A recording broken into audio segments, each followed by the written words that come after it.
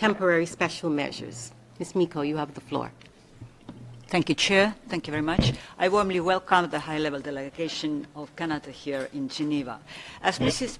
Hacker already has said this morning, I too want to underline the fact from the World Economic Forum's 2023 Global Gender Gap Report, Canada ranks 30th out of 146 countries reviewed, with 76.5% of the gender gap closed. The State Party has made strides toward achieving gender equality through temporary special measures and legislative reforms. However, there are significant challenges that remain. 3 years ago, in July 2021, the Government of Canada launched a task force to review the Employment Equity Act, EEA, releasing their final report in 2024 with 187 recommendations.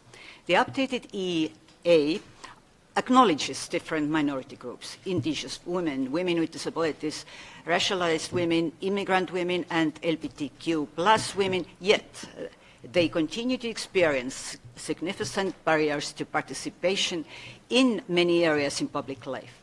The temporary special measures must be designed and evaluated with an intersectional lens to ensure that they address the specific needs to marginalized groups.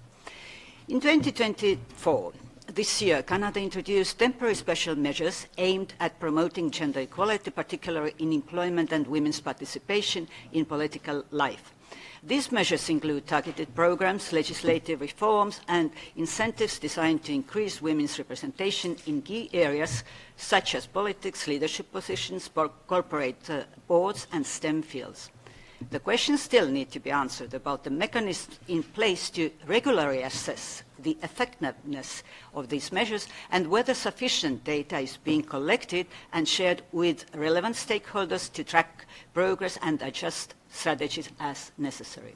I have just a few questions to State Party.